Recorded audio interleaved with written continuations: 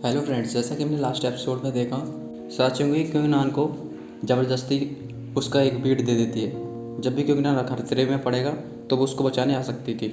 इसके बाद वो यहाँ पर विंटेज कंपटीशन स्टार्ट हो रहा था, वहाँ चला जाता है। तभी उसके बाद लिनफेंग उसको सभी लोगों का टारगेट बना देता है। तभी वहाँ का एक एल्डर लिनफेंग को न डांटते हुए उल्टा क्योंगनान को डांटने लगता है। यह देखकर क्योंगनान को हंसी आ जाती है।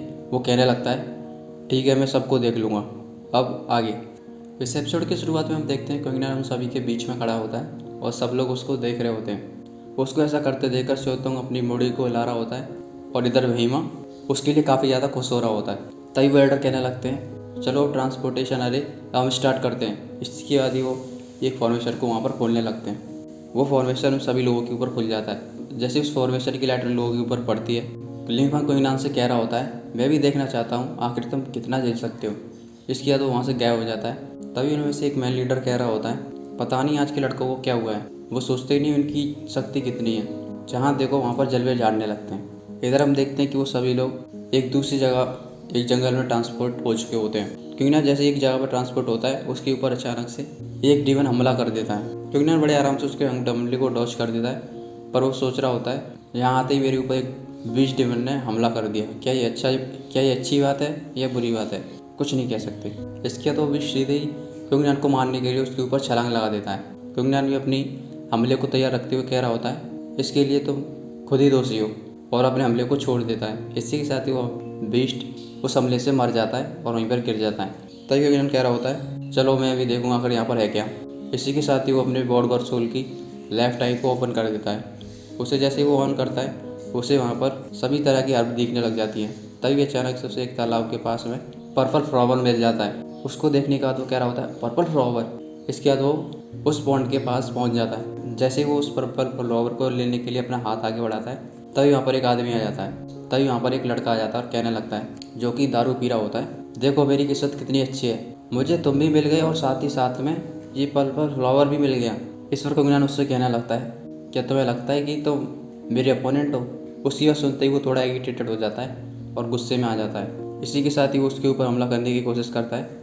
क्योंकि बड़े आराम से उसके पास पहुंच जाता है और उसके हमले को डॉज करने के साथ ही उसके पीछे बड़े आराम से खड़ा हो जाता है और कह रहा होता है, क्या हाल है। वो उसके ऊपर हमला करने की कोशिश करता है। क्योंकि बड़े आराम से उसके डॉज करके उसके सामने आ जाता है। इसी के साथ ही वो लड़का अपनी टेक्निक को ऑन कर लेता है और उसके ऊपर अपनी टेक्निक छोड़ देता है। क्योंकि अपनी तरफ उसकी टेक्निक आते देखकर तुरंत ही अपनी तलवार निकालने के बाद एक स्लैश को मारता है।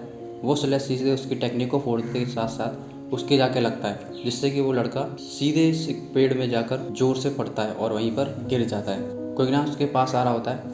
उसको अपने पास आते हुए देखते हुए वो तुरंत ही अपने पास अपनी मार्शल स्पिरिट को खोलता है और कहने लगता है, चलो मैं यहाँ से निकलता हूँ। इसी के साथ ही वो वहाँ से भागने लगता है। क्योंकि उसको भागते हुए देख रहा होता है और कह रहा होता है, क्या तुम यहाँ से भागने की कोशिश कर रहे हो। इधर वो लड़का दम दबाकर भाग रहा होता है। क्योंकि तुरंत ही अपनी तलवार को लेकर उसको उसके पीछे छोड़ देता है। उसकी तलवार ये बम होल में से निकलते हुए तुरंत ही उस लड़के के पास के बम होल में खुलती है और उसके बिल्कुल सिर के पास से निकलती है। इसके बाद वो दोबारा से एक और बम होल खुलता है और उसके अंदर घुस जाती है और दूसरी जगह बम होल खुलता है, उससे निकल आती है। और ऐसे ही करते हुए उस लड़के को काफ़ी देर तक सताती रहती है और क्योंगनान बड़े आराम से उस तलवार को कंट्रोल कर रहा होता है। उस लड़के को एक जगह बीच में इकट्ठा करने के बाद वो उसके चारों तरफ बम होल खोल देता है। उनको देखकर वो लड़का चारों तरफ देख रहा होता है कि आखिर तलवार किधर से आएगी। तभी अचानक से एक तलवार उसके बिल्कुल पीछे से आती है और उसके बम में जाकर घुस जाती है। वो वहीं पर ही गिर जाता है और धीरे धीरे करके चीखना शुरू कर देता है। क्योंगनान तुरंत ही अपनी तलवार को अपने पास बुला लेता है। वो लड़का खड़ा होता है और क्योंगनान की तरफ रोते हुए कह रहा होता है, क्योंगनान मैं तुमको देख लूँगा। और इतना कहने के बाद वहाँ से रोते हुए भाग जाता है।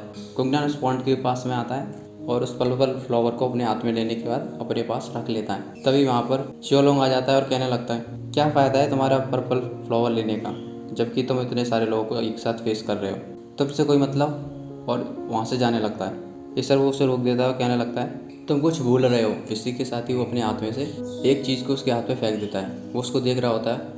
इस जैसे टोकन करीब 10 हैं जो कि नए 10 स्टूडेंट्स को मिले हैं, और इन सभी को मिलाने के बाद 20 टोकन्स को ढूंढ सकते हैं। और इसी के साथ साथ वहाँ पर हमें कई ट्रीजर्स भी मिलेंगे। ये सब क्योंकि उससे कहने लगता है, अगर ऐसी बात है तो तुम अपने आप जाकर क्यों नहीं ढूंढ लेते, ये मैं पहले नहीं करना चाहता था। इस पर क्योंकि उससे कहने लगता है, अच्छा तो तुम ये सब कुछ बताने के लिए मेरे पास आए हो। नहीं नहीं, ऐसी कोई बात नहीं है। मैंने अभी देखा जो कि तुमने तुमने अभी लियन को जिस ब्लेड टेक्निक का इस्तेमाल करते हुए उसको हराया, मैं सोचता हूँ कि तुम्हारे पास कुछ ना कुछ स्ट्रेंथ तो ज़रूर है, इसलिए मैं तुम्हारे साथ कोऑपरेट करना चाहता हूँ। इसके बाद वे लोग एक जगह पर बैठ जाते हैं। वो क्विंगनान से कह रहा होता है, तो वांग वाओ की टॉप रैंकिंग में मत जाओ, जो कि रैंकिंग में टॉप पर आता है। वो कितना पावरफुल है इसकी तो मैं नहीं कह सकता, पर उसने कई सारे लोगों को इकट्ठा करने के बाद उनसे मेरा प्रोफेसर मैन मैप छुड़वा लिया, और मुझे लगता है कि वो ऐसे ही करते हुए तुम्हारा भी छुटवाएगा। क्विंगनान खड़ा हो रहा था और कह रहा होता है, लगता है अब समय हो चुका है। आगे तुम्हारी रैंकिंग क्या है? मेरी रैंकिंग 10th है।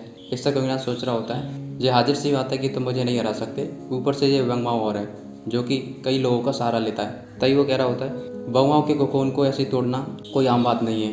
अगर उसको हराना चाहते हो तो तुम मेरा साथ दो, तुम पीछे से उसके लोगों को शांत करने की कोशिश करना, बाकी मैं देख लूँगा।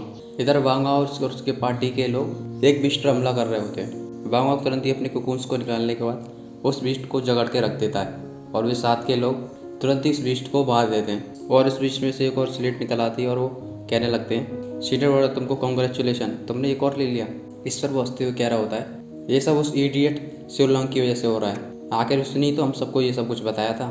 तभी अचानक से उसके पीछे से उसके ऊपर हमला होता है। वो उस हमले को एहसास करने के बाद तुरंत ही उसे डॉज कर देता है, और वो पेड़ सीधे एक पेड़ में पड़ता है और वो पेड़ टूट जाता है।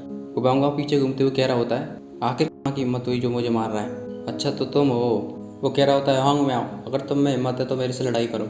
इसी के साथ ही वो और उसके कंपेनियन एक फॉर्मेशन में आ जाते हैं। तभी अचानक से ऊपर से क्विंगनान आ जाता है और उनके ऊपर एक स्लैश मार देता है और कह रहा होता है, एक के ऊपर 3-3, ऐसा कैसे हो सकता है?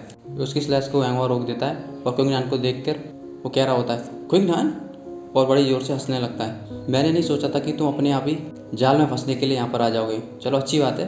पीछे से सियोलॉन्ग कह रहा होता है, आखिर तुम हमारे प्लान के हिसाब से काम क्यों नहीं कर रहे? मिस्टर क्विंगनान उससे कह रहा होता है, चिंता मत करो, इनको तो मैं खुद ही देख लूँगा।